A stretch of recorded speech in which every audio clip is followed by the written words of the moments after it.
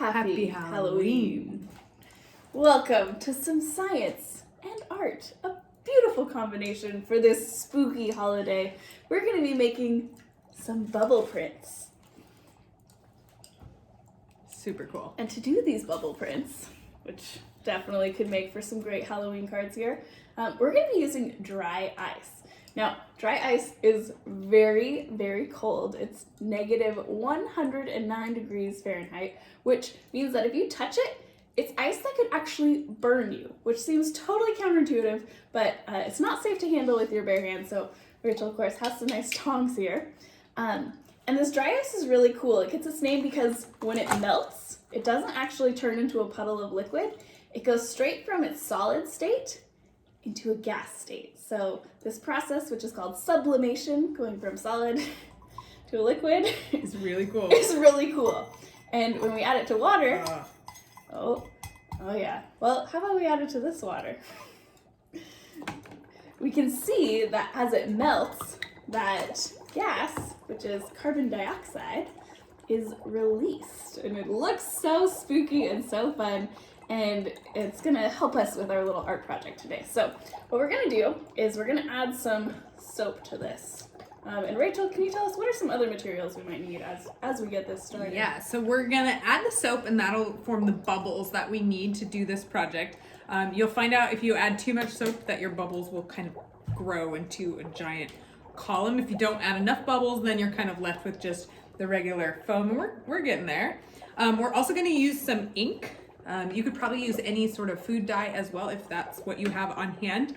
The dry ice, of course, and we're only handling it with the tongs. And then we need some paper. We've got a couple different kinds because we're scientists. We want to experiment a little with our art. So Stena's got watercolor paper. I have regular printer paper.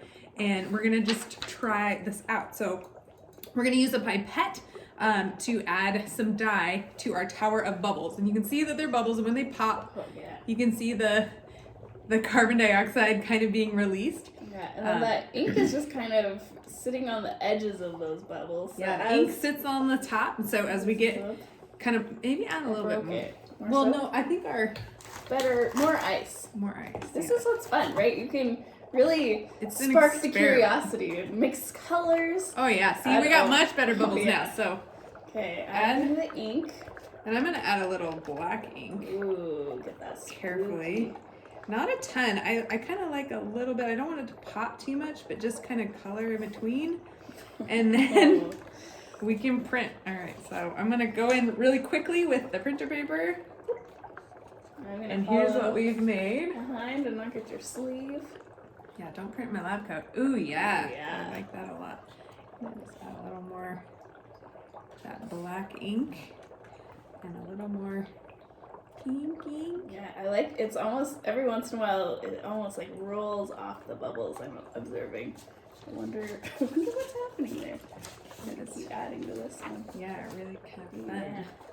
Yeah. And what I like is you kind of can almost get this moon-like print. So maybe this is going to be your kind of haunted moon print. And what I like about the printer paper I'm noticing is it dries a lot faster than Stena's watercolor paper, because her paper is kind of absorbing more of this. We need more dye. Yeah, too gentle. But yeah, you can get wild, get creative. And I'm imagining, mixing of colors, or maybe you could try watercolor paints with this. Might be another option.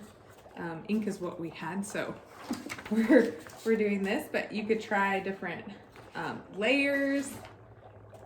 It's kind of really fun to do. I will add that having a tray to catch the splash zone seems like an important addition. Yes, that is a good point.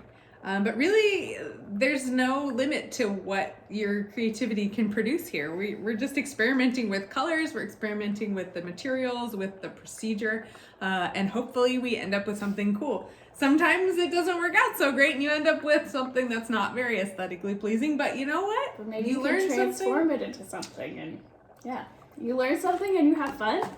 And that's the Harbor Wild Watch way. I'm gonna add more. Fun.